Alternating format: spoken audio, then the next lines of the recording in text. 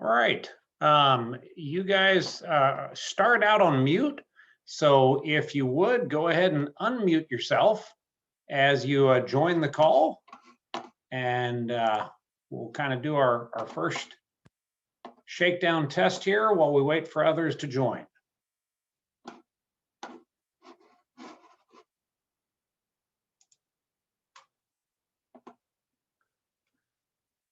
Okay. Howdy, everybody. You are starting off muted, so you'll need to unmute as you have questions. We started everybody muted so that we wouldn't have a bunch of background noise, but please feel free to unmute. JP and Karen, I see you guys on there getting unmuted, and I see Melinda on there. We've got several other folks starting to get in, and I'm going to keep admitting folks in here. JP, I see you're unmuted. You want to say something so I can see if I can hear you? Can you hear me? I can. Perfect. All right. Thank you for being here. Are we catching you in Washington? I am in Oregon right now. Oregon. I just got back from work. Okay, so great. About a 2-hour time differential from Texas and Oregon. Oregon, Washington, it's all basically same part of the country. So, Karen, how are you doing? You're muted. So there we go. I said I'm great. How are you doing? I'm doing well. Doing well. Thank you so much for being here. Oh, my pleasure. Melinda, are you unmuted? I think you are. Hello. Well, there we go. Tell you what, for a bunch of old folks, we're figuring this technology thing out. That's pretty awesome. I'm really glad I don't have to do this all day, every day. I No feel doubt. sorry for those that do. No doubt. All right, I see Kathy on there. I see a couple Skinners. I see Nicole, and then I see a bunch of numbers that don't show up with names. So we're going to give folks a little bit more time to get started here. JP, Melinda, and Karen, I sent you all questions as they came in, and I was peppering them as of up to just a few minutes ago. So I don't know if you had a chance to look those over. I will go through the questions. My goal is to start off. JP, I'm going to ask you to kind of just give a COVID overview of where we are with the coronavirus right now. And then Melinda and Karen, I'll ask you guys to weigh in anything you want to add. Then Karen, I'm going to ask you to kind of start off with your thoughts, your experience being a part of the Pfizer test group, and any additional thoughts on the vaccine. And then Melinda and JP, I'll have you all cover your parts on there. JP, then I'll ask you to kind of give just an overview of the vaccines, specifically why the mRNA is different and why everybody is so excited about it. And then we'll start, we'll take any questions there, and then we'll start going through the submitted questions. And once we have gotten through the submitted questions, then we will open it up and ask everybody to jump in. All right, I'm continuing to have folks, I've got to admit now, I will forewarn you, this is the first Zoom call I've ever hosted. So I guarantee there will be some challenges, but we will try our very best. We'll award you points for effort, Godwin. There you go. I was hoping to have a gold star to put on my fridge later, but let's see if I earn that first. So what's the weather like up in Oregon? A little weird. Last week, very snowy and icy, cold.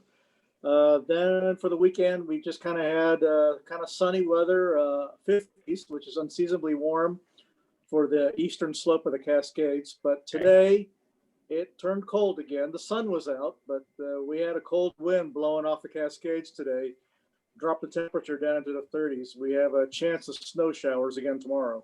Wow. Now you all are vaccinating folks in a drive-through. Did I see a tent that they set you up, which is obviously infinitely better than just standing out there, I assume. But how's that working? That's actually where we do our evaluations and testing for people of the tribe, the patients of the tribe that are either sick or suspicious for COVID, exposed to COVID, or just need testing, like for preoperative testing. Okay. Some people require testing before for various reasons. So that's kind of like a outdoor facility because of our concerns about airborne transmission. We Okay, are vaccinating here on the reservation, though, so that's been good. We've been using Moderna here on the Warm Springs reservation. okay, Some of the other reservations in the Pacific Northwest are using Pfizer. It just really depends upon their storage facilities. yeah, For instance, the Yakima Reservation, about 3 hours north of me, I've worked there during the summer during their COVID surge. They are using Okay. the Pfizer vaccine because they have the storage facilities for it. okay, Here in Warm Springs, because we lack a deep freezer, we're using Yeah. the Moderna. okay. I would imagine that that deep freeze has created challenges all across the country. Have they been able to work through that, or have there been many lost doses because of that? I don't think so. I think that everybody, at least from what I have been seeing and hearing, is that their preparations have been made. And when you do thaw out the Pfizer vaccine, I think there is a window of opportunity that you have to actually administer the vaccine. So it's not sort of a thaw it, you got 5 minutes, you know.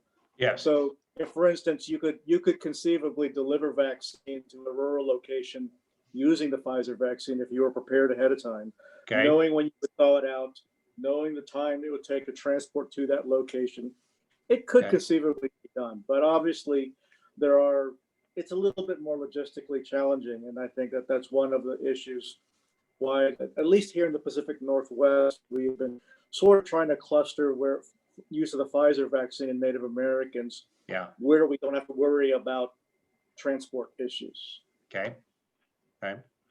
From the time you open up the packages, how long do you have to get the Pfizer in people's arms before they start to deteriorate? I think Melinda knows that one better than I right offhand Okay. than I do. No, I don't know the Pfizer. Yeah, I don't know the Pfizer as well, just because I don't, we don't have the capacity to give that here in Flower Mound. But the Moderna, I know for the Moderna, once you take it out, it's good for 6 hours room temperature. But Okay. Yeah, I don't know Pfizer- much about the.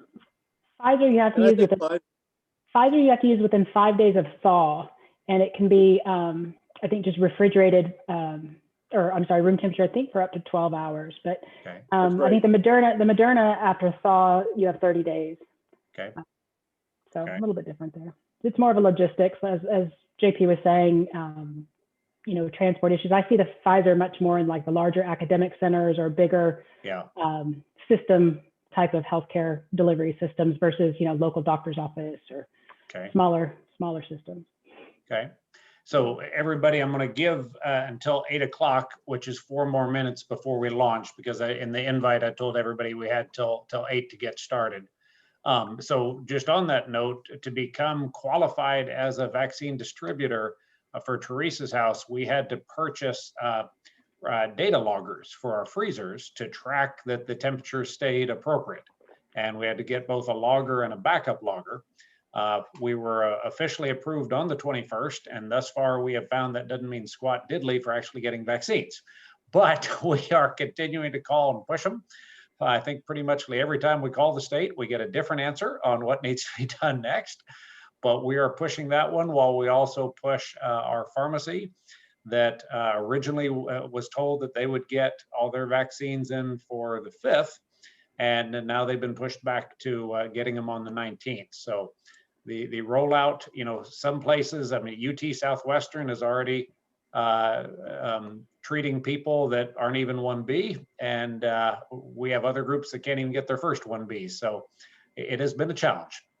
Yep. But we will be relentless until we get there. So just for the sake of, we got a couple minutes left, we got a number of folks on the call. JP, why don't you tell everybody what it is you're exactly doing up in Oregon? Because you're a Flower Mound Argyle guy. What has you way up there? Well, I left private practice in Flower Mound after 20 years, and I joined the Indian Health Service. It's an agency within the Department of Health and Human Services. The IHS is responsible for providing healthcare to approximately 2.5 million Native American 2.5 million Native Americans scattered across 500 some tribal reservations and communities across the United States.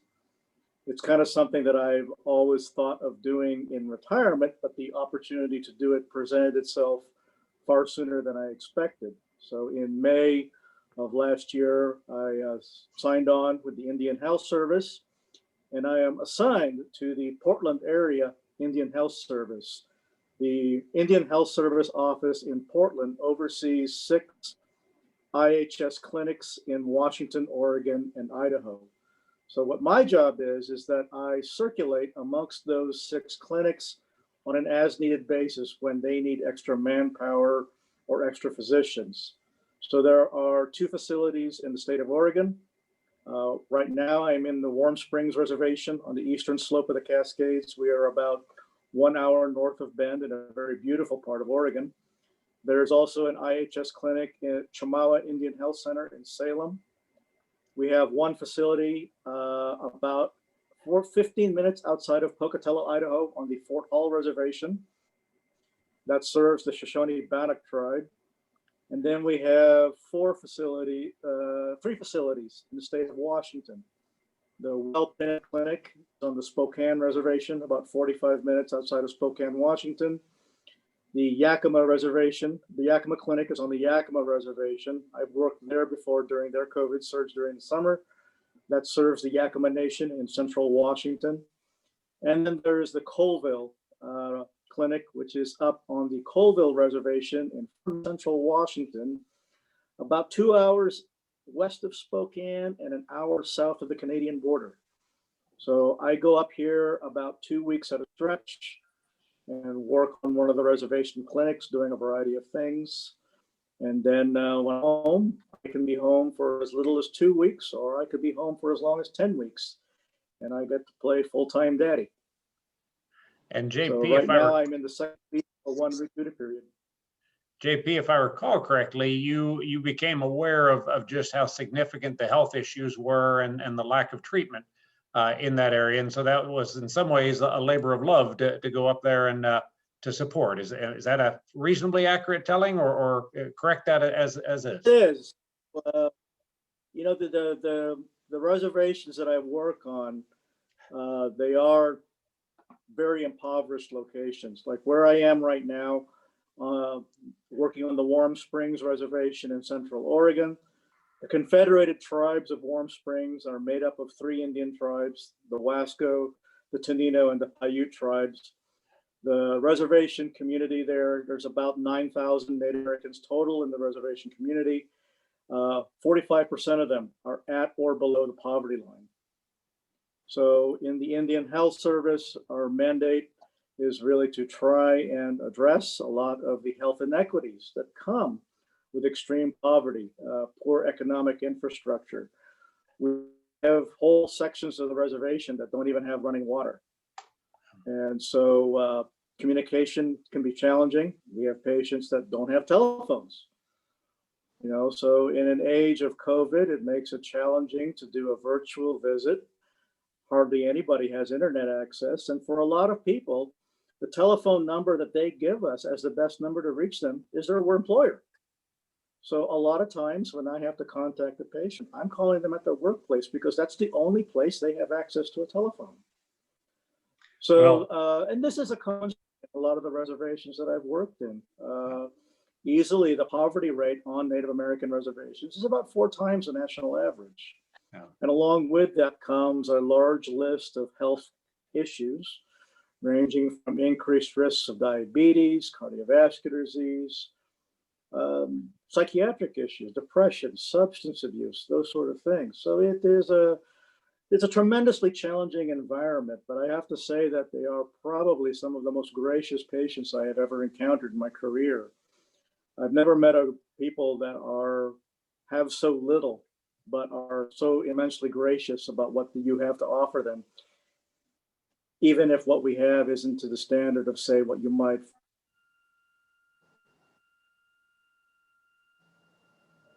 All right, well, I think JP froze on us there. All right, let's hope that that he comes back. Okay, JP. Okay, we lost you there. JP, yeah. Now we are upon our hour, so I'm going to go ahead and jump in. So first off, thank you everybody for joining. We've got a lot of folks on the call. Dr. J.P. Santiago is a longtime Flower Mound area physician. He is currently serving, he closed up his practice after many, many years in Flower Mound to go serve the Indian tribes of the Northwest because of just how significant the issues there. But he is also a researcher of the first order as far as he stays very tapped into COVID. And I think I can speak for Dr. Reeves and Dr. Balabar that he's kind of our go-to person for all things COVID. And although we each have a lot of experience, Dr. Santiago has been spot on, and generally he'll tell me something and then about a week to 2 weeks later, we'll see it in the national news. So he's been tracking this thing well ahead and just been a wealth of knowledge, and he is involved in many of the Facebook groups with researchers. And so it has been a great gift. So thank you, Dr. Santiago, for being a part of this call tonight. We're also going to have Dr. Karen Reeves, who was a part of the Pfizer study, and Dr. Balabar as well, all three of which, when I give my updates, these are the three people that I run those updates by, and they generally about double it in size because they give me so much great info. And so even though they go out under my name, these are the folks that deserve a ton of credit.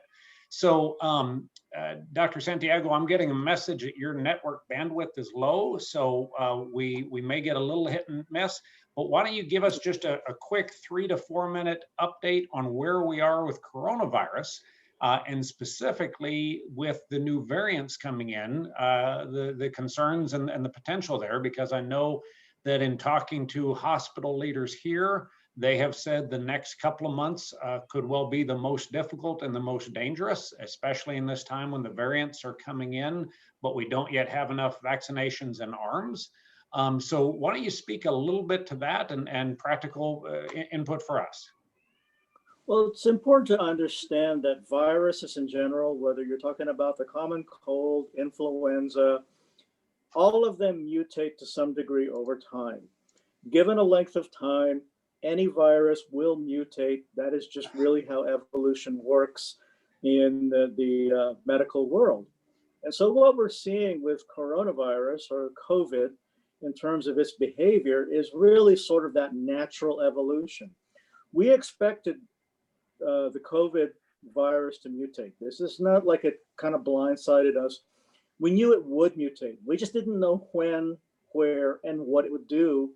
What would the mutated forms look like? And that's a part of just that's a natural process.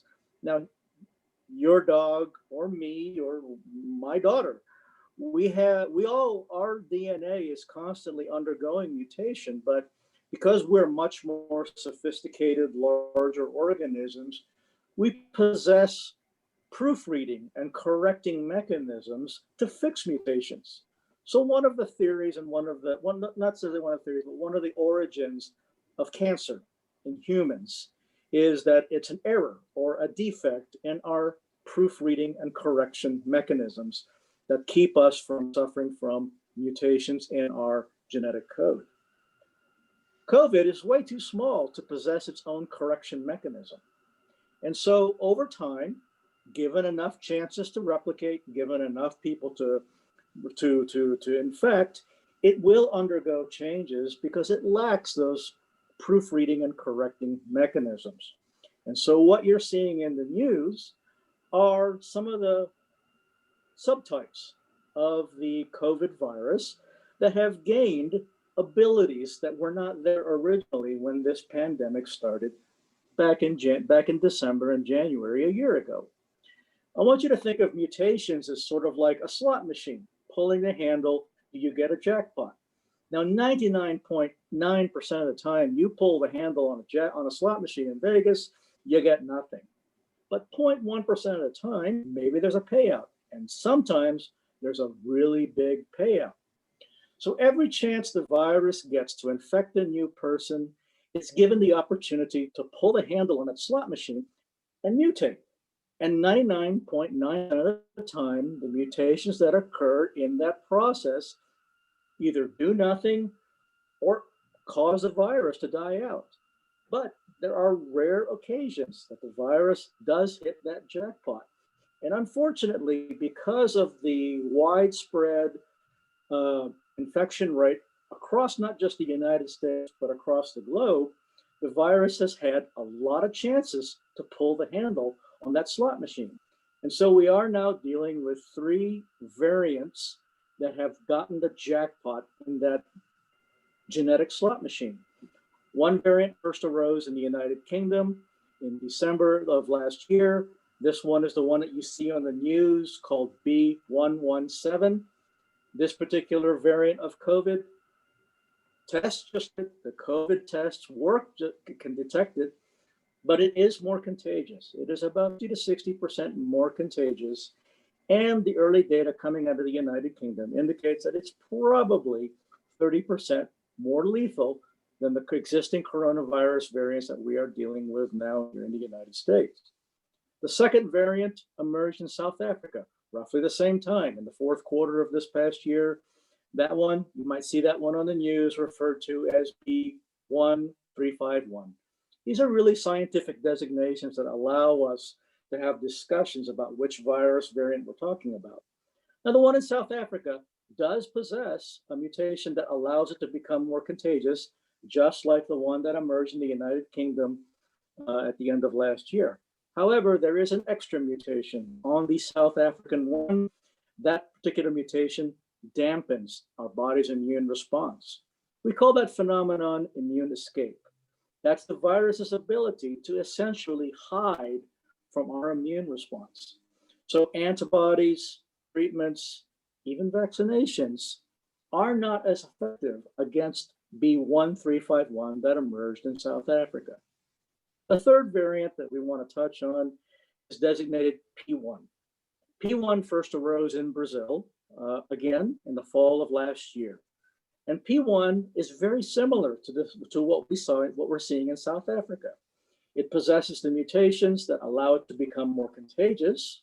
And what that means is that it doesn't take as much now to get you sick. We are seeing increased incidence of airborne transmission, things that weren't going on 6 months ago, 12 months ago in this pandemic are now occurring with these new variants. As well, the one that emerged in Brazil, which we have designated P1, also has the ability to dampen the immune response. So that means that antibodies you have raised, whether through vaccination or through previous COVID infection, don't attack that virus as efficiently as before. Now, the capital of there's a Brazilian state, Amazonas. The capital of that state in Brazil has 2 million residents. This city was plowed over by COVID in the summer. 75% of the residents in a city of 2 million people were either infected or exposed during their summer surge. You would think that having that many people infected, that would be herd immunity. But what we are seeing now is that city again is suffering a very tragic surge by the P1 variant of the virus, which suggests to us that this virus does possess some of the ability to evade antibodies that were raised in the residents from during the original infection during the summer. So once again, the city of 2 million people is experiencing a very severe COVID surge. And this is something that we're watching closely because it tells us something about how long do antibodies last and how effective are the antibodies. And we are in the midst of characterizing these 3 variants. And this is what's going to make 2021 a much more difficult year in this pandemic because we are dealing with new COVID variants that have new capabilities that weren't there when this pandemic started in December and January of last year. So JP, to kind of summarize, viruses do modify, they mutate.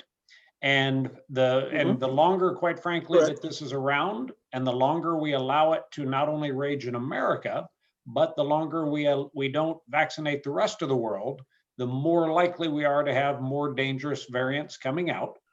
So side note, that's why our country has been involved with worldwide things, because what happens in Brazil and what happens in South Africa and England affects us.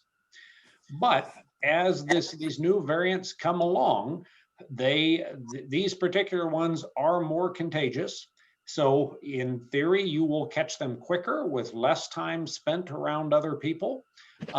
You need to upgrade your mask. You need to double down on keeping your distance from other people. And if you have been taking risks as far as going into restaurants, this would be a really good time to stop that until we get through this surge, because the new variants are not only more contagious, they are proving more deadly. And even those that were reinfected not that long ago are getting sick again, which is also going to make some of our treatments a little bit less effective and will actually impact the vaccines. The vaccines are still doing a great job, but it is impacting. JP, is that a reasonable summation of what you shared? I think it's, yeah, and I think it's accurate. It's important. It's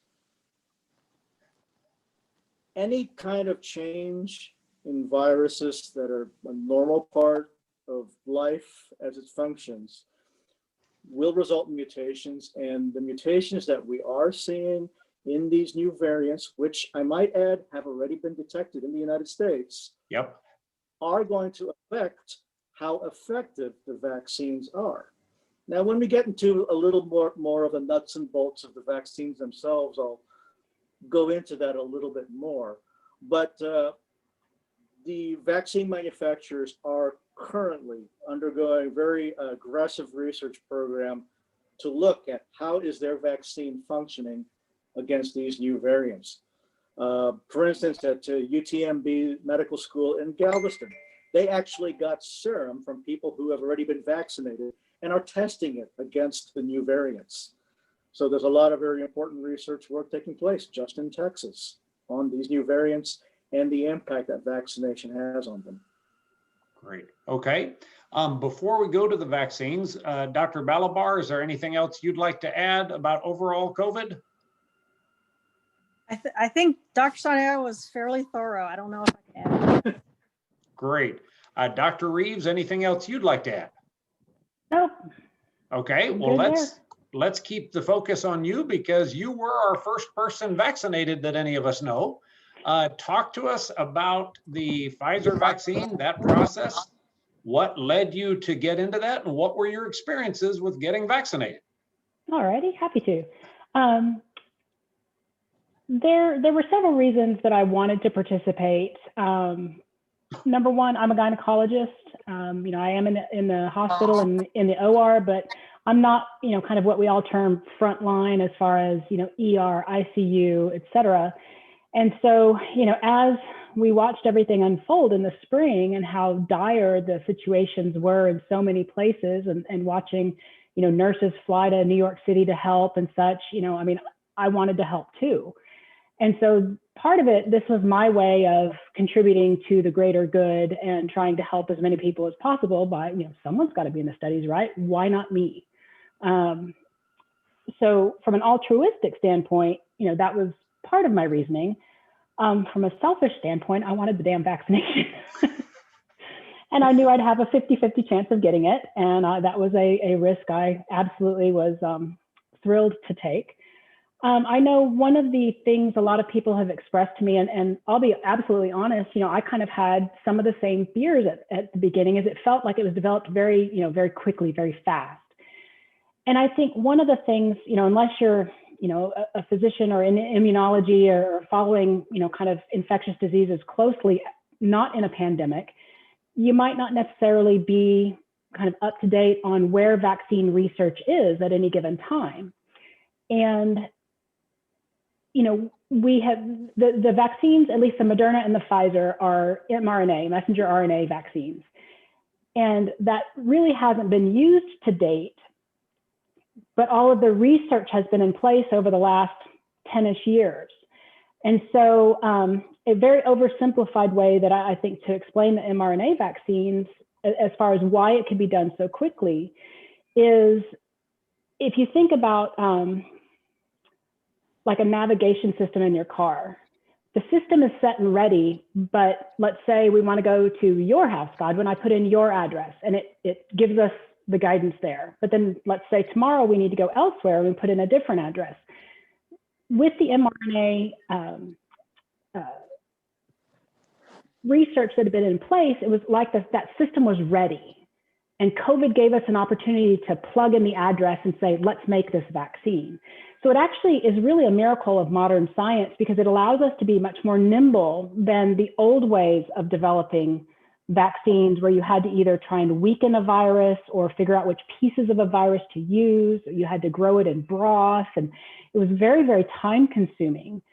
So, once I realized, and kind of got out of that very normal, I think, reactionary, oh my gosh, this is going so fast, is, the foundation for it has been there for years. This is just really a great opportunity. And I'm interested to see what Dr. Santiago and Dr. Balabar think. I think this is really a new, very exciting development in vaccines for the future. And the fact that they are so effective it was outstanding when we saw the effective percentages. We expected 50%. We would have been happy with 50%. So to get 95% protection against severe disease was incredible. So that's why I chose to do it. There was a clinic in Dallas, a GI clinic that's in Baylor, that is the study center for this area. So it was easy to get to. And, applied, got accepted, had to go down. Now, I didn't know what I got. The person administering the vaccine didn't know if I got the real thing or the placebo. I normally don't have very severe vaccine reactions when I receive like my flu shot or any other vaccine. This one was a lot more, severe is the wrong word, but it definitely was a lot stronger response than I typically have. So I suspected that I did get the real thing.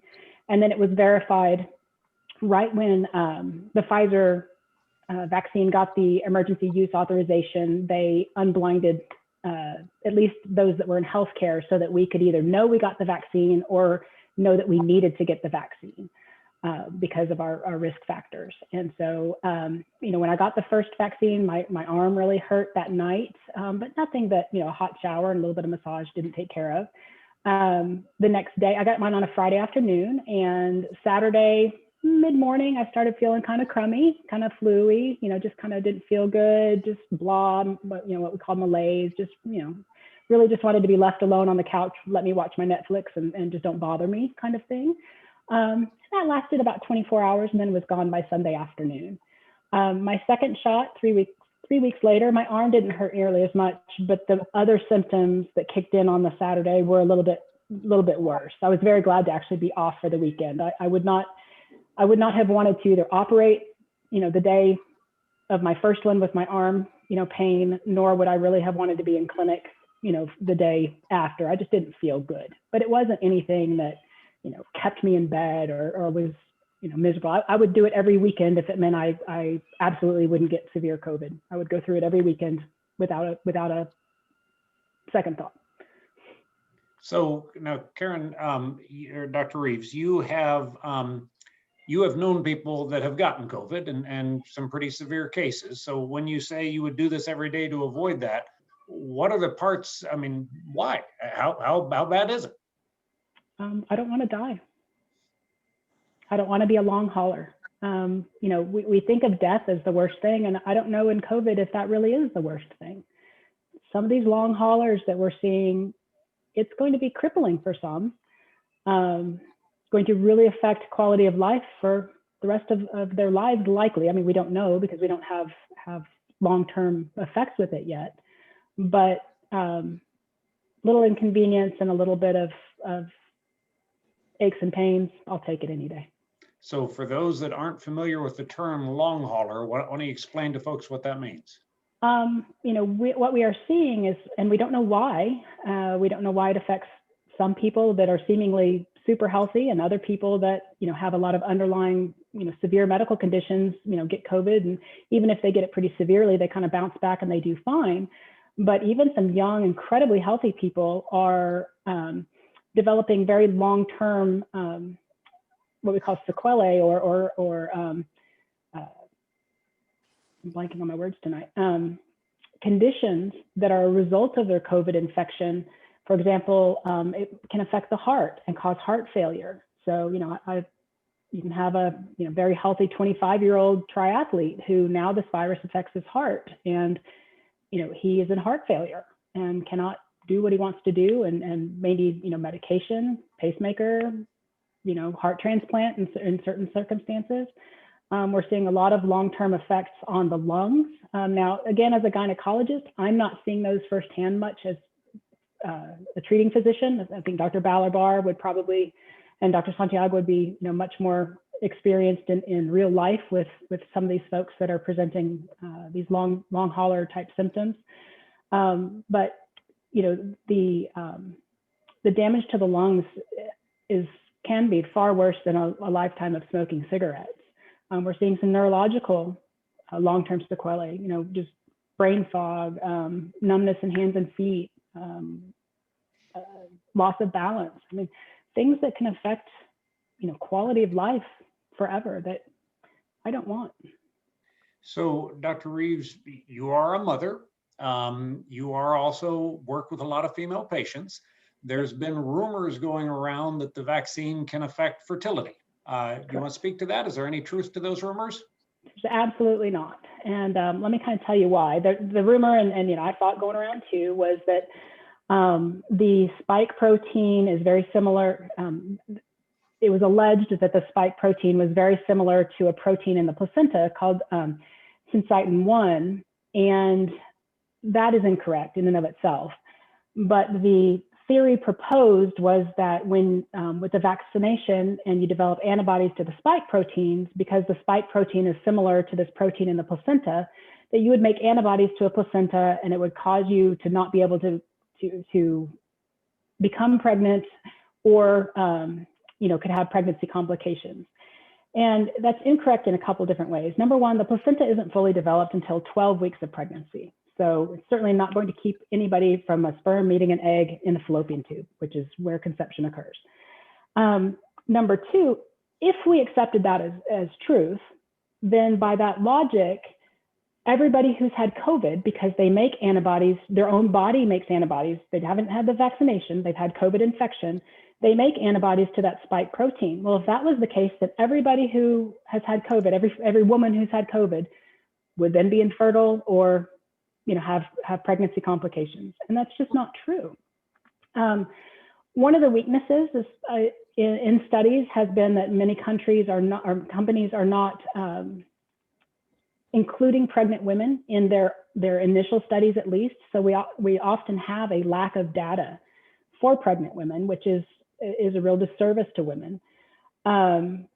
The companies are about to start enrolling children and pregnant women in specific studies, but within the studies that have been done, there have been many pregnancies which have been thus far fine. There have been no increased risk in early pregnancy loss, like miscarriage or complications during pregnancy for those who have been vaccinated. We do know that COVID infections in pregnant women can be absolutely more severe. We have higher neonatal intensive care unit stays and care. We have seen increase in some preterm labor for those who have had COVID infections. Going back to that death piece, one thing that does cross the placenta is maternal death, and so pregnant women, we can't definitively say yes, this is absolutely safe. But because of how similar this vaccine is to other vaccines, for example, like the flu shot, it's not a live vaccine. It can't cross the placenta and infect the baby. We are seeing some antibodies in breast milk for those who have been vaccinated, and that can be very beneficial to their infants and help provide them some protection. The American College of Obstetrics and Gynecology and the Society for Maternal Fetal Medicine, who are like the subspecialists, like if you have a high-risk pregnancy, those maternal fetal medicine or MFMs, that's who you go see if you're super high risk. Our organizations have recommended that pregnant women and breastfeeding women absolutely be offered the vaccine. Now, I do think it's reasonable if you are pregnant or breastfeeding and you're not out and about, you're not a frontline worker, you're not an essential worker in a grocery store, et cetera. If you're really working at home and you don't see anybody, then I think it would be reasonable to weigh the risks and benefits with your physician and maybe consider waiting. But for anyone, any pregnant woman or someone wanting to be pregnant soon or breastfeeding who is out and about and has to be out among the population, especially given that not all of our population is really compliant with the things that can decrease transmission, such as, masking and not being inside and all of the things that we're supposed to be doing, talk to your physician. But I personally think the benefit of the vaccine far outweighs any risk. If I were pregnant, I would absolutely get it. So, Dr. Reeves, you would, first off, so there's absolutely no truth to the vaccine impacting fertility. And if you were pregnant or your daughters were pregnant, you would encourage them to get the vaccine. And if they were nursing, you would encourage them to get the vaccine, because not only is there no negative, but those benefits actually pass on to the baby and give the baby some immunity. Yes. The antibodies do pass through, long-term, babies don't seem to be super susceptible to COVID infection, but if we're extrapolating from the knowledge of other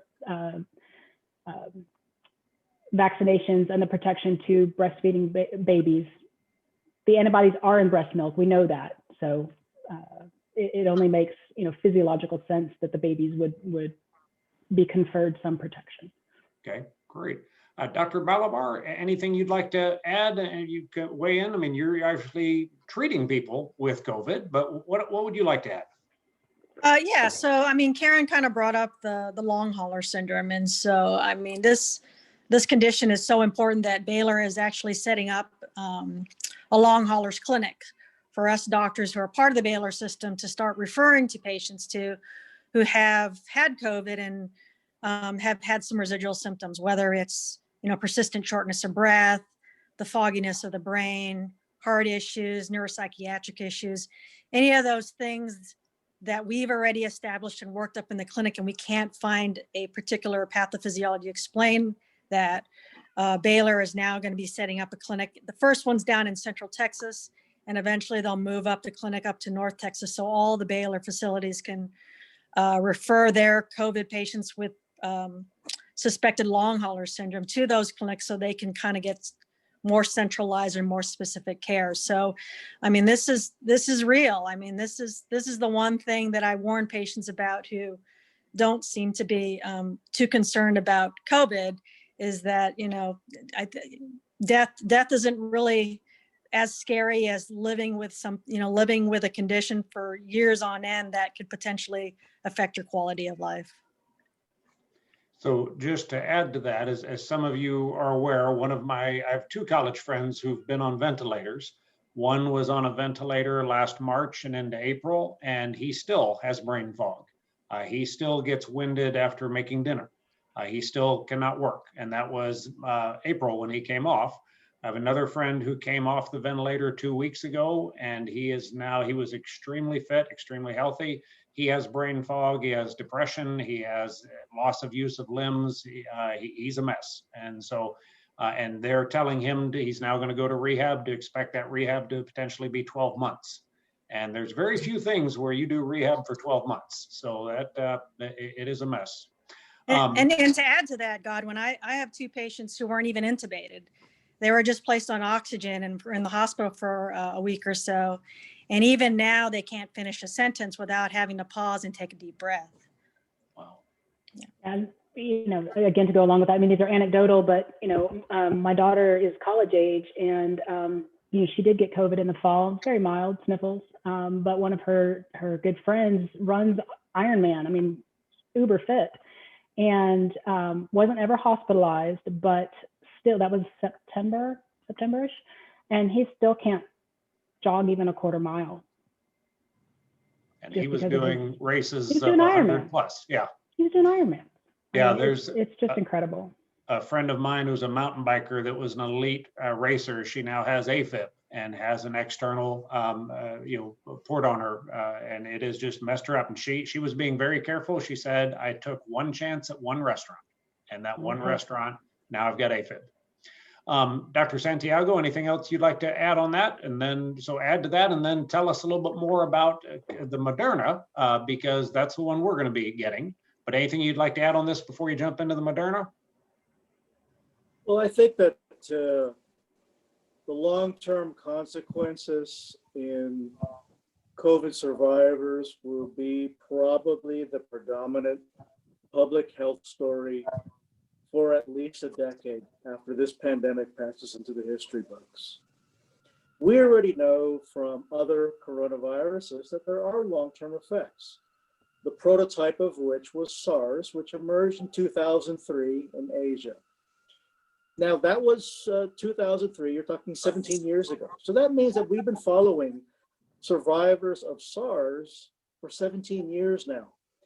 And over the course of 17 years, people who have survived a SARS infection from 2003's outbreak have a 5 times higher risk of hospitalization for pneumonia over someone who has never had SARS. People who have had SARS over 17 years of following the survivors have on average between 2 and 5 more common colds per year than someone who didn't have SARS. And SARS is 85% similar to COVID. And so we are seeing that a similar phenomenon is now occurring. Now that the pandemic is in its second year, we are seeing the long-term effects. And it's not, you don't have to be hospitalized to suffer long-term effects from COVID.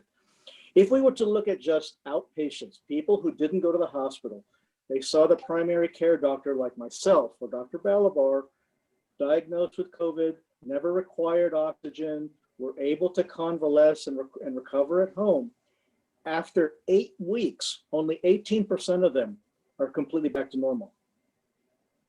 In the course of 1 year, 1 in 5 COVID survivors will suffer some sort of neurologic, cognitive impairment. It could be memory loss, brain fog, difficulty finding words, and we are also seeing that same increase, 20% in COVID survivors developing things like depression, anxiety attacks, panic disorders. And so we are seeing significant brain effects from COVID because this is a virus that invades our nervous system. So it's not merely, it just gains entrance into our body through the lungs. Just like Dr. Balabar, I have seen plenty of patients, very young, athletic, fit patients who 3 months later struggle to get down the hallway in our clinic here on the reservation. Whereas before the pandemic, I would have you'd have these 20.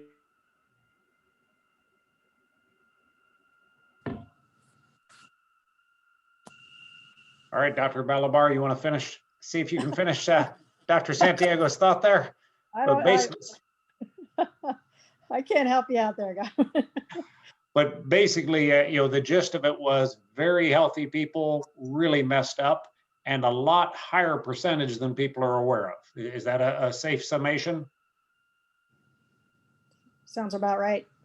So, Dr. Balabar, have you had the vaccine? Yes, I've had the Moderna. Okay, and have you had both first and second dose? Yeah, so with the first one, I just obviously some pain in the arm that lasts about a week and just a little bit of fatigue for a couple of days. So it wasn't too bad.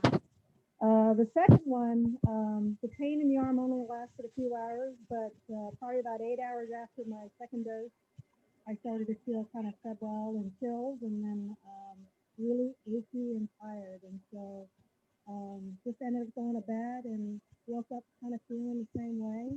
My kids were wondering why I had so many blankets on me. And then, Dr. Balabar, your microphone is a little muffled. Oh, okay. Okay, thank you. There you go. And then about after 15 hours after the vaccine, it was like a switch turned on in my brain that I felt completely normal. And so, and then I haven't had any effects since then. So basically the takeaway is when you get your vaccine, do it where for the next 2 days, you don't have to be dependent upon. You may get by just fine, but you could feel lousy for 2 days. Is that a reasonable summary there? That's for sure. Dr. Villalon didn't have any issues, and his nurse was had so much achiness and body aches that she had to take a day off of work. Okay. Now, I would say that would be in the ideal situation where enough vaccinations were available to where you could choose when you go. Yeah. But if you get, if it's not like, for example, through you, if it's, through Denton County or whatever, and they tell you, hey, come, I would go. Yeah. Don't mess around. And to that effect, we know that the variants are coming fast and furious.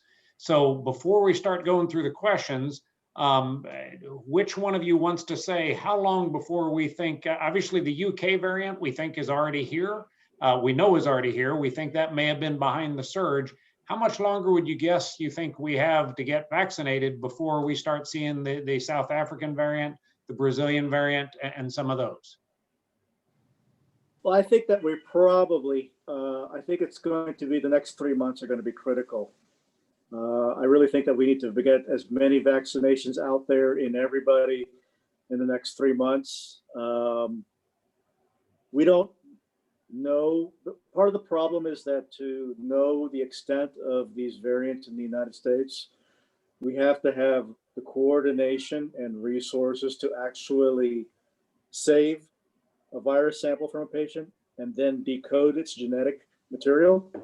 And of all the countries in the world, the United States ranked number 43 in their efforts at decoding the virus, the genetic code of the virus. I mean, the United Kingdom is like, they literally will decode the genetic material of the virus on 6% of their viruses, which is astounding, which is how the variant out there was detected. So I think that we have to really ramp up the vaccination of the general population in the next 3 months. And I think there has to be a corresponding ramp up of laboratories across the United States, academic, private, state labs, research labs, in sequencing as much of the virus samples as possible as surveillance, so that we really know the true extent of these variants in the United States and by what amount are they driving a lot of the spread. I think we're coming off the backside of our holiday surge. There's no question that when you look at the numbers, we are sort of seeing kind of an easing of things, but we're not returning to our baseline. And I think what dictates whether we experience a very vigorous and worrisome surge in the spring, probably around March, April timeframe would be my estimation, is going to be the rollout of the vaccine, as well as the ramp up of the research effort to sequence as much of the virus samples as possible. So, Dr. Santiago, would you say that for those who aren't vaccinated, obviously there's still some risk even after you're vaccinated, although you are seemingly protected from the more severe cases and the long haul and the death. That is giving it the most. There's no guarantees, but that's giving it the most. But for those who aren't vaccinated, March and April are going to be potentially very dangerous months. Is that a fairly accurate statement? Yeah, Godwin, that's I think that's really kind of the expectation. I deal with a very high risk population. The COVID is very severe amongst Native Americans and mortality. So there is a lot of epidemiologic discussion and planning driving a lot of what we're doing. And our expectation is that we can't let up going well into the spring with our high risk patients, which is pretty much every Native American.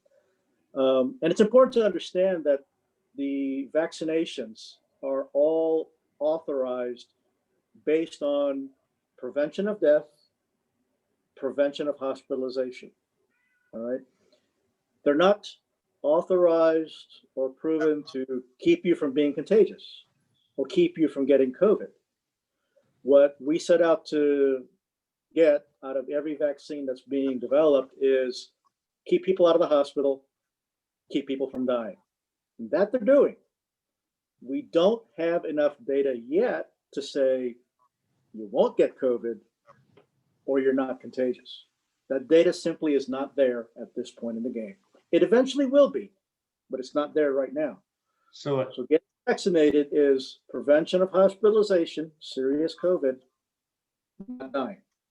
So our best, by getting the vaccines, we have a pretty high protection from A, dying, but B, almost more importantly, from being one of these long haulers that has the significant problems. But we still have to wear our masks and we still could give it to other people. That's correct. So JP, I'm going to start going through the questions here, but I'm gonna quickly buzz through all three of our doctors. Is there anything else overall that you want to tell us about the vaccine or just COVID in general before we start answering some of these questions? One thing I would add is, this has all been very focused on the health aspects of COVID and long-term, but you have to also think the long-term, healthcare costs to not only to the system, but to each of us as individuals. If you're a long hauler, you now have a pre-existing disease. If you have a chronic condition, you're going to be in and out with docs, so much more than somebody who doesn't ever have serious infection. And that's just something that, the lifetime costs of COVID to any individual who has been severely infected and is a long hauler are going to be huge. Well, and Karen, thank you for pointing that out. As Dr. Santiago shared, those who had SARS 17 years ago having 5 times the colds. That I was not aware of that. And having multiple times the health issues. That's pretty scary that those people are still messed up 17 years later, and that we now think this is just as much, if not more. Dr. Balabar, anything else you'd like to add before we go to questions? I think some of the questions I see in my clinic is there's 3 more vaccines that are going to be up for EUA this February.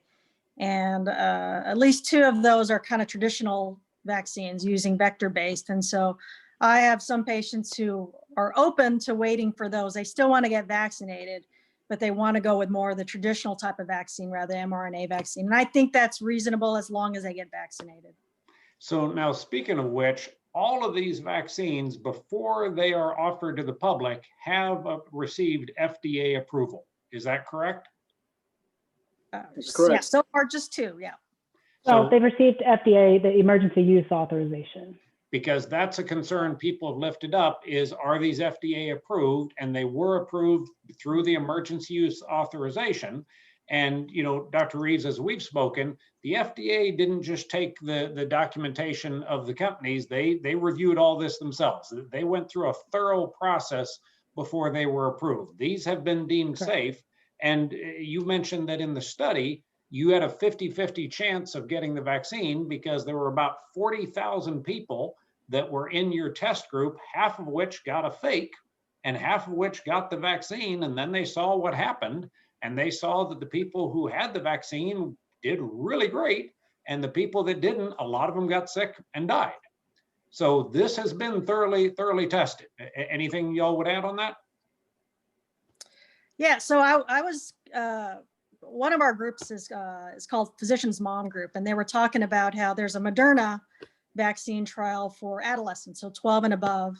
And one of the docs was joking that when she dropped her boys off to participate in the study, that someone had asked, "Are you a member of this physicians group?" And they said, "Yeah, my mom is." And she said, "Why?" And they said 80% of the adolescents that were joining the trial were doctors' kids. So you can kind of see that as physicians, we even will put our kids into trials because we want them to be just as protected as we are as healthcare professionals. It's interesting you share that. There's a member of my Rotary whose father was a noted physician at the time polio was out. And he put his son, the person that's in my Rotary, into the polio vaccine tests back in the 50s. He was one of the person vaccinated because, just like you all, he knew it was safe and he knew that it was an important test and he'd give his kids protection before everybody else. And you all, by being out on the front end, you vetted it, you know it's safe, and you're getting an advantage. And that's something that all of us, because we're tied to senior care, we have a chance to be safe before everybody else. And it's up to us whether or not we take that chance. But so, Dr. Santiago, I've asked both of the other physicians, have you had the Moderna vaccine, or which have you had a vaccine, and if so, which one? I did. I have had both. I've completed both doses of the Moderna vaccine. I would have taken whatever I could have gotten my hands on. I was all set to get vaccinated with Pfizer when I was working up in Washington State back in December. But because of the logistics involved, there was a delay in getting it out to where I was working. So I actually was really, really bummed out that I wasn't going to get my first dose up there. And so then I knew that the next time I would be heading out for the Indian Health Service was this duty period. And I wasn't comfortable waiting that long, and an opportunity, and the situation arose where I was able to get my first dose of Moderna vaccine on Christmas Eve. Best Christmas present ever. I slept like a baby that night for the first time in this pandemic. And then I got my second dose the day prior to me flying out here to Oregon for this period. And to give you a sense of what that meant for me, what I'm doing here on the Warm Springs Reservation in Oregon is I'm spending my whole day evaluating COVID patients. I actually have an outdoor setup because of the risks of airborne transmission to evaluate Native American patients and test them for COVID. So just yesterday, I evaluated 46 patients in an 8-hour shift for COVID. And so I cannot emphasize enough what completing the vaccine series did in terms of my peace of mind and my ability to sleep well at night, knowing that I spend my work days evaluating COVID patients. But even if you didn't spend your work days evaluating COVID patients, even if you felt like you didn't have that much exposure, you'd probably still sleep better because you know how nasty this virus is. That fairly accurate? Yep, absolutely. I mean, I share the story on social media that, prior to getting vaccinated, I had trouble sleeping. I was really worried. When you're a primary care physician, to look at something, a set of symptoms that is like very common in your practice, cough and cold symptoms, and to think, okay, that could be COVID now, and COVID's dangerous. It consumes every bit of your thinking day in, day out. You wake up in the morning wondering, okay, am I going to see any COVID today? You go through your day. Am I wearing the right equipment? Did I put it on correctly? Did I wash my hands? Did that patient have COVID? Then you get home at night. I would get home at night, and instead of my kids running up to me as I walked in the door, it was like, okay, kids, stand back. Dad's going to take a shower and wash the corona off of him. And then you lay awake at night and you worry, gosh, I hope I don't get my kids sick. My parents are very much involved in our daily lives, and my dad is 78, my mom is 84. I didn't want to give it to them. I didn't want to get my kids sick. And so it was really fatiguing from an emotional standpoint. And so I had trouble sleeping for a good part of this. And then December 24th, when I got that first dose of Moderna, that night was like the best night of sleep I had gotten since the start of the pandemic.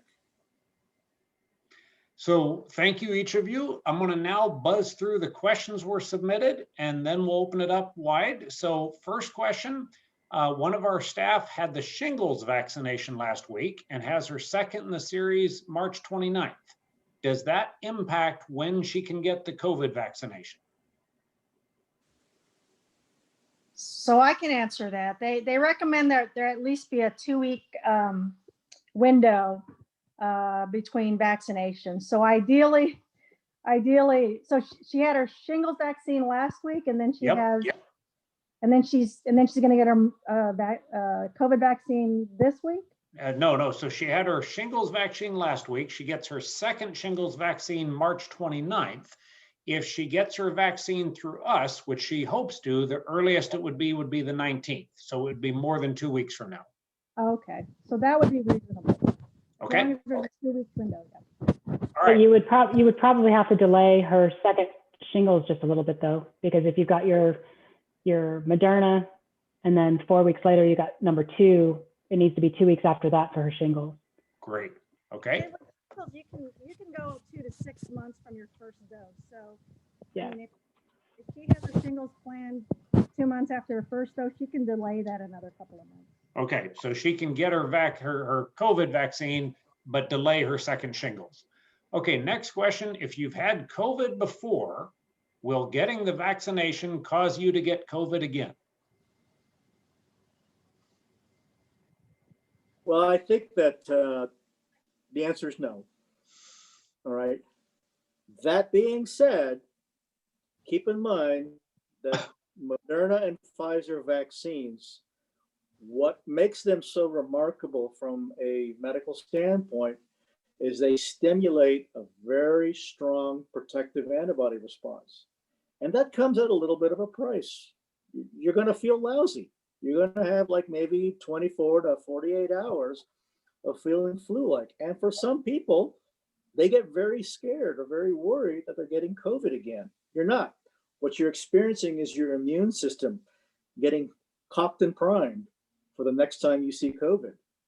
And so you cannot get COVID again from the vaccine because of the way the vaccine is designed. But you will likely experience some of the symptoms you had when you had COVID simply on account of your immune system being stimulated. So it basically makes you feel like you have COVID, which is actually good because that shows your body is learning to fight it, but there is no risk of the vaccine giving you COVID. That's correct. Okay. There may be some timing though, Godwin, especially after the first dose, it can take a couple of weeks for the antibody response to mount. And so, it's certainly, just like with the flu vaccine, it is possible that maybe somebody gets their first vaccine today and this coming weekend they test positive for COVID. They were going to test positive for COVID whether they got their vaccine or not. It just happens to be coincidental. It's not caused by the vaccine. So that's a good point. Getting that first dose does not mean you're not going to get COVID. Getting that second dose does not mean you're going to get COVID. But generally, so how long is it? About 28 days before the full effectiveness kicks in of a dose? How many days is it before you get the full effect? 2 weeks after the second dose. Okay.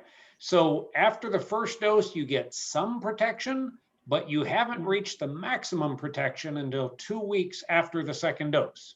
And even then you have to be careful because you could still catch it and pass it on to others, but you have to be especially careful through 2 weeks after the second dose because you could still get a very bad case during that period of time. It's just starting the process of giving you protection. Okay, the next question was, is it FDA? I'm sorry, what? Okay, so the next question was, is it FDA approved? And we have covered that. Yes, it is FDA approved. The next question is, what are the side effects, reactions after the vaccination? So each of you have shared that, sometimes you may see a sore arm. You may just feel blah. I've heard people can have the chills. What are some of the other side effects that people are commonly having? Diarrhea, abdominal cramping, headaches. What else are you guys seeing? Yeah, they have one that they call Moderna arm, where basically about 7 to 10 days after your shot, you get a red, warm rash over the site. And some people get worried because they worry that's a skin infection when actually it's just a localized reaction to the shot. Okay. So like everything, there are some side effects, but they are minor by comparison to what this virus is doing to people. That a reasonable summary? In my opinion, yes. Yeah. Now, I will say some of the frequent fears that I've heard that kind of fall under side effects or risks, I think, risk of Bell's palsy, some other things that we can sometimes see after vaccinations. But, in the studies, there have not been enough. Bell's palsy is a neurological condition that causes drooping of one side of the face. It's usually temporary and goes away. It happens frequently enough in the general population that when we look at how frequently it's happening also in the studies, it's not at any greater number than what happens in the general population as well. So I think, things like that are important for folks to understand that people who are in the study will develop some of these things. But that's because they're part of the general population, and it happens in the general population too. The vast majority of vaccine side effects happen in the first 45 days after a vaccine has been administered. And, the studies have been ongoing for months and months now, and we do not see an increase over the general population baseline for things, like Bell's palsy. So the next question was difference between the three companies who are producing the vaccine. For instance, why is there only one flu vaccine offered? But we are seeing about Moderna, we're seeing about Pfizer, we're seeing Johnson & Johnson. Why are there multiple options for this vaccine as opposed to the flu where there's just one? That's because of the urgency of the situation at hand. With flu, there's a lot of what we call latent immunity in the population. A lot of us been exposed to flu strains ever since we were young. So even if we don't get a flu vaccine, we possess a little bit of immunity to whatever pops up out there. And we call that latent immunity. Latent immunity is sort of like the backup plan in your immune system. When COVID came along, there was zero latent immunity in the human population, which is why it spread so fast and so vigorously. And so the urgency behind that was like, this is not the flu. This is not like the flu. We need an all hands on the deck approach. And so what the countries of the world did, not just the United States, was basically said, everybody give us your best vaccine. And so what that essentially has given us is choices or tools, more diverse set of choices in this fight, rather than say one. And would you say, so now a bunch of companies developed vaccines, not all of them got approved. So there were several that didn't make the final cut. These three that are coming forward were the only ones that have been approved so far. And some people say, well, do I get to choose which one? And unfortunately, there is such a demand for vaccines, you kind of have to choose whichever one's being offered in your area. But would any of you have a concern about not taking either the Moderna, the Pfizer, or the Johnson & Johnson? I would take whatever I can get my hands on. And the Johnson, yeah. Go ahead, JP. Oh, go ahead. The Johnson & Johnson, one of the benefits of it is it's a single dose. And so, that may increase compliance of getting vaccinated. Transport is a little easier with that, I understand. So, for more rural areas or less populated areas, it's a tool that might be better suited for certain locations. So, the beauty of having multiple like this that are slightly different is we can kind of meet the needs of different communities especially once we get enough manufacturing out there to where, we're not all desperate for doses. Melinda, is there any of the three currently available that you would turn down? I would, just like the Dr. Sinag and Dr. Reeves, I would take the very first one that was offered. Okay. So question is, what are the risks of getting the vaccine? And is it safe to say, other than the discomfort for a couple of days, that there really haven't been proven any material risks? Well, I think it's a common discussion on social media. I think your risk of getting COVID right now in the United States is as low as 1 in 1,000 to 1 in 10,000, depending upon the prevalence in your community. Your risk of dying from a vaccine-related side effect, based on all the people we vaccinated and all the people involved in all the studies, is 1 in 10 million. That's a pretty big difference. It's a sizable difference. And, it's hard to visualize or to wrap our brains around risks. And so I think that you have to set the expectations accordingly, that particularly with Pfizer and Moderna, because they raise such a strong protective antibody response, you're going to probably experience some side effects you've never experienced in other vaccines. I did.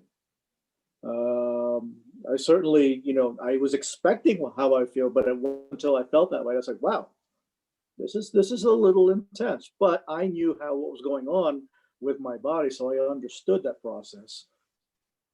Didn't really care for it much, but I'm glad I'm vaccinated, and it was totally worth it.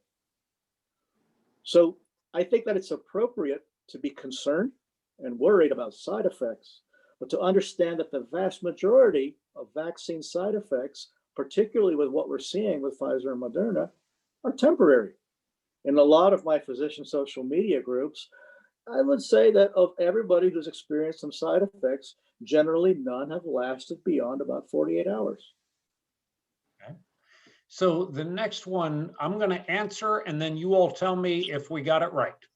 How effective is the vaccine, and does the effectiveness depend upon which vaccine you get? Of the Moderna and the Pfizer on the current variants or the current version of coronavirus, they are proving around 94 to 95% effective at keeping you from getting sick. And the 5% that do get sick are not getting serious illness.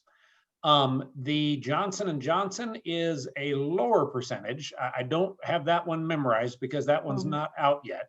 I think it's 83. I'm sorry, say again, Karen? I think it's around 83 to 85%. Okay, so about 83 to 85% effective at keeping you from getting coronavirus, but it too is proving pretty close to 100% at keeping you from dying or getting the real serious, is it not? That's what I read too. Yeah. And even with the variants, and we still don't know yet because they haven't hit us full force, but the early indications are that you have a higher chance of getting sick, but it's still protecting you from getting the seriously sick or dying. Is that accurate? Yeah. Yeah, that's correct. This vaccine's working really well when you consider the flu vaccine's been around forever, and it only gives you a 50% chance of not getting it. And if you get it, you're going to get sick. Whereas the coronavirus vaccine is really good at keeping you from getting it and almost perfect at keeping you from getting a bad case. So that's pretty amazing. See, and this is where I think with the mRNA vaccines, I'm really anxious once we get past this pandemic and we see what the next mRNA vaccine to be developed is. You know, is it because it's the mRNA vaccine and the way it works compared to traditional vaccines that we're seeing this much higher protection rate? You know, is that going to hold true for other viruses as well, as long as they're mRNA vaccines? I think that will be a very interesting thing to follow in the future. Well, and Dr. Reeves, something you shared with me, the mRNA approach was developed over 30 years ago, but it was about 10 years ago they started sinking serious money into developing it because they think it could be a game changer against cancer. And it was just because they had been focusing on it when COVID came up, they quickly spun and said, let's hit COVID. But this is an amazing new approach that we think is going to be a game changer for a lot of things. Although not quite so new, but yeah. Yes. Okay, so the next question is, will the vaccine be effective against the new variants? There is some concern that it will lose some effectiveness, but when it's already 95%, it can lose some and still be really effective. So we still think it's going to work quite well. Would you guys agree with that? Yes. Yes, and hopefully by the time it does fade down, our herd immunity will be, building and giving us some backup protection there. And the vaccine companies are already creating some alternatives that may become booster shots to affect the new variants coming down the line. So you may end up getting a booster shot this summer. Okay. Moderna has started trials for a booster shot against COVID. So we should have pretty good indications by the end of the spring whether what the booster shot would look like if necessary. Okay. All right. The next question is, what are the chances of having a severe allergic reaction to the vaccine?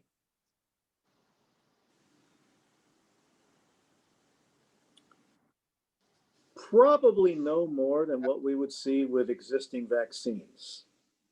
I mean, for instance, the Pfizer and Moderna vaccines, there's only 7 ingredients. And the joke that we have on the medical side is it's basically a little bit of fat, a little bit of sugar, and a little bit of salt. And so from the actual vaccine components involved in the mRNA vaccines that are produced by Pfizer and Moderna, they're remarkably clean in terms of their ingredients and in terms of what is in them that could Okay, so we lost Dr. Santiago again. Do you want to pick that one up, Karen? you There hear he me? is. Yep. All right, you're back again. You were saying that it's a very clean vaccine, that it's not putting stuff in you that you expect to have a reaction from. That's correct. The components that are in the mRNA vaccines really aren't things that would trigger an allergic reaction. It doesn't mean you can't get one, but the likelihood is incredibly diminished compared to the flu vaccine or the measles vaccine, or whatever the case may be, or tetanus vaccine. So we really are kind of surprised, I think, is really just at how clean these vaccines are in terms of their components. Okay, so the question was, are you still able to get COVID if you get the vaccine? Yes, but generally you would get a mild case. After we get the vaccine, should we continue wearing a mask? Yes, because you can still get a mild case, but importantly, you can pass it on to others who aren't vaccinated who could die from it. So we will be wearing masks. Dr. Fauci says we'll be wearing masks into 2022.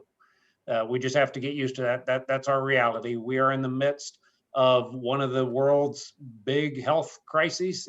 Been a century since we've dealt with this, and we just have to realize we're in the middle of a disaster.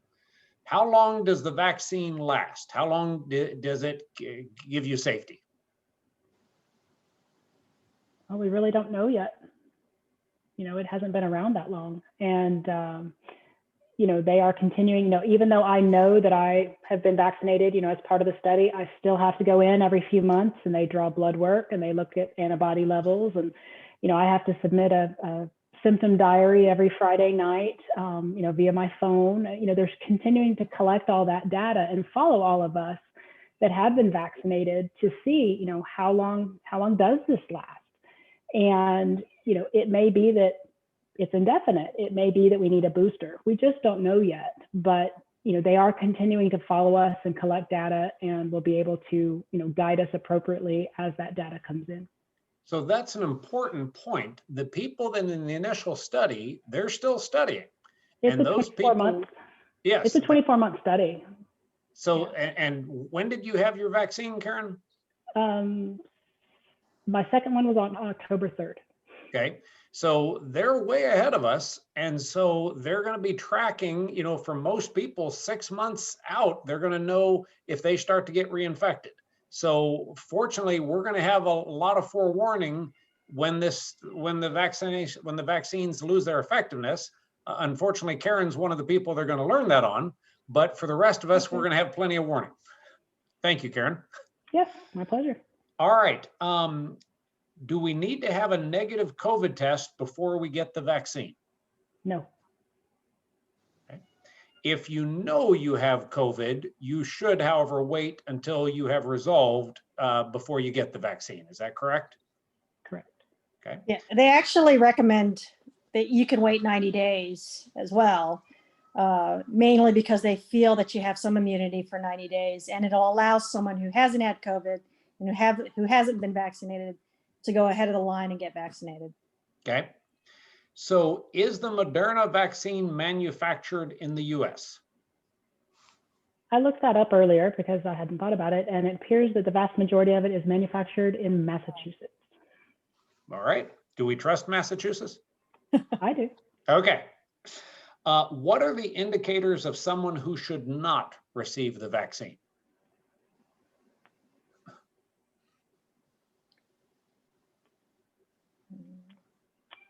I honestly, unless you are acutely ill, I can't think of a reason. Yeah, I would think that if you were on any type of immunosuppressant medication, then you ought to talk to your specialist prescribing the medication in regards to timing of the vaccine. Okay. But most will recommend that you still get it, though, because those who are immunosuppressed obviously are among the more vulnerable populations. So. Okay. All right. Well, I think I've covered everybody's questions. So now I'm going to unmute yourself. If you'd like to ask a question, we're going to try not to keep the doctors here all night, but why don't we, it's 9:12.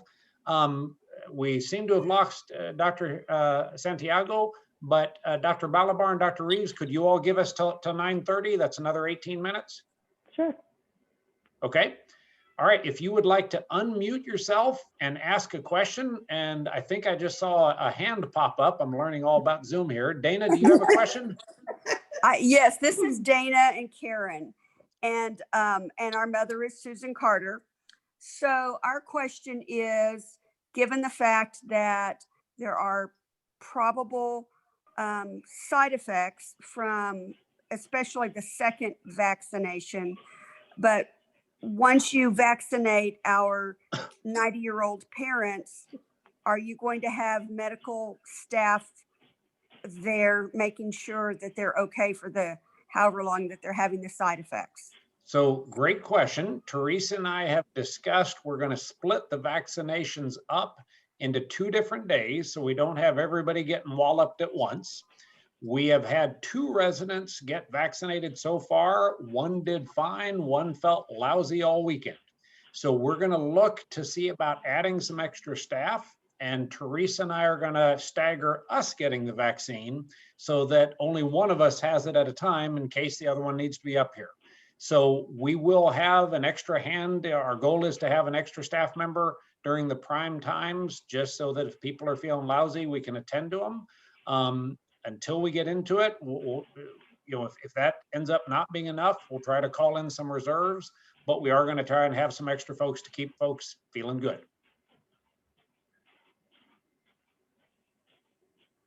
Any other questions, Dana, before we move on to others? So great question. And just to elaborate on that, and Dana, you are muted, so you have to unmute if you want to ask anything. Our goal is to do the first vaccination on a Friday, and we're just going to do a couple of residents then, so we don't hit too hard on the weekends. And then we'll do the rest on probably a Tuesday, so that we're both available to be there and cover. All right, so Dana, if you have any other question. So are we for sure a go that you all are going to be able to vaccinate our loved ones? So Infinity Pharmacy was originally told that they would have vaccinations in hand this week, and we could go. They found out late last week that the federal government delayed them, and they're now telling us we should have them the week of the 19th. There are no guarantees in this process. So that's Infinity has said that. At the same time, the state has approved us to get our own doses, not even through Infinity. They approved us on the 21st of January, and they still can't tell us when. So at least Infinity has a date, but that date's already moved once. So there are unfortunately no guarantees in this. That's why a couple of the families just took their loved ones off and got vaccinated on their own. So we're trying, but I can only give you as much of a guarantee as a very unsure process will let us. Okay, thank you. All right. Who else has a question? I have a quick question. Some people, I guess a group of moms that I'm friends with, were sending out something that the COVID-19 vaccine, one of the side effects could mirror symptoms of like breast cancer, like lumps under your arm, in your armpit or so forth. Have you seen any of that? Absolutely. We have chains of lymph nodes that go, up through the armpit and kind of, up, above your collarbone and your neck that, literally kind of drain, and keep the infections and such out of, our arm. When we get an injury in our arm, that is a chain of lymph nodes that will respond and inflame a little bit. So I've absolutely seen some folks who developed, usually not extremely significant, but definitely some uncomfortable, lumps. I don't know if anybody's ever had, like maybe a lump when if you deodorant and you kind of got a lump under your armpit for, 7-10 days and it went away, it was a little tender. That's typically what you're going to see. It's usually, a little painful. Breast cancer lymph node enlargement usually is not. Especially it's quite rapid in its development compared to what one would have from breast cancer. It would take quite a while for that to develop. The other thing is, you had this vaccine and 5 days later you have these knots, give it a couple weeks. If it doesn't go away, then by all means seek medical care. But the correlation of timing with getting a vaccine in the arm that is drained by those lymph nodes would be very expected. Definitely a side effect that I would expect. Okay, but that wouldn't have any effect on your mammogram or anything like that? Because It they were, could.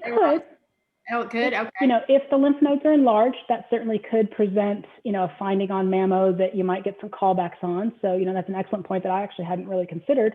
You know, you might want to delay, you know, getting either do your screening mammogram before your vaccine, you know, if it's kind of time for your mammogram, or wait, you know, 6 weeks, 8 weeks, and then get it at that point. Okay, thank you. Sure. Great questions. Who else has a question? I have one. So I've heard a lot of different things about like vitamins and supplements, and my own primary care physician told me I should be taking vitamin D to help maybe prevent COVID, not necessarily prevent, but make the, if you do catch it, make it easier on you. Is any of that relevant? Either one of the Dr. Santiago or Balabar, PCPs, you all want to hit that one? Well, I think what they're noticing is that patients with severe COVID tend to have low vitamin D levels. Now, you know, whether there's a causation where low vitamin D's cause or contribute to severe COVID, we don't know. So as a primary care physician, I tell patients, go for it. I mean, it's good for bone health as well. And so if you have a bonus of, you know, having a less severe case of COVID by taking extra vitamin D, then I don't think there's much harm done in that. You know, and I would you agree, Dr. Balabar, Santiago? I mean, as we do wellness labs with our patients and check vitamin D levels, I mean, it's quite common to be already deficient.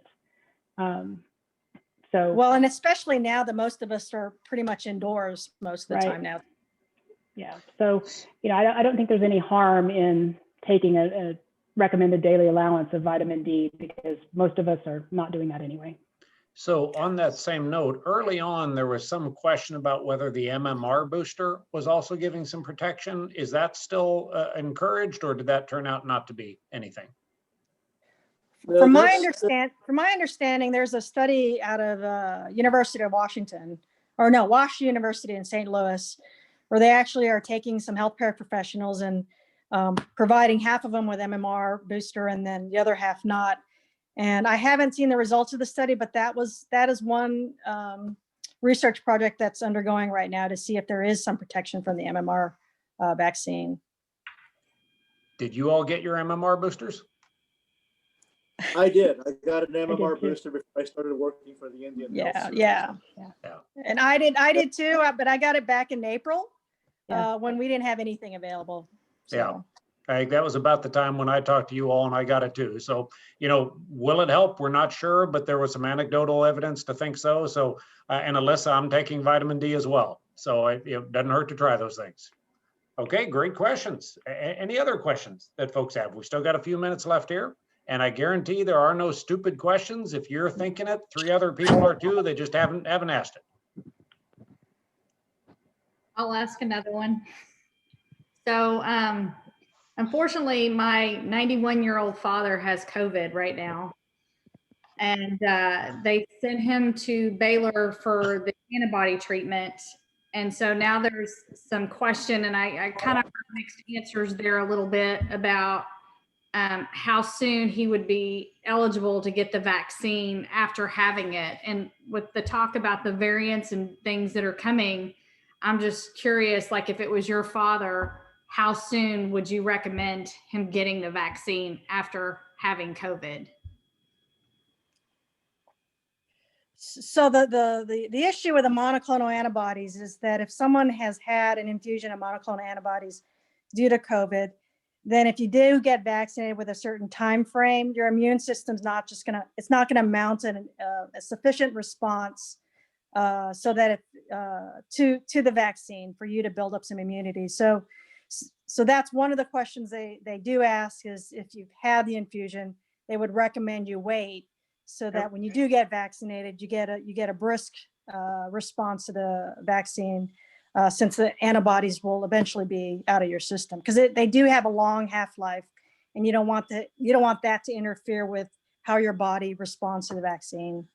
Okay. All right. How long are they recommending, Dr. Balabar, for waiting? I think it's 30 days, I believe. Yeah. 30 days after the antibodies? After the infusion. Okay. Yeah. Okay. All right. Other questions?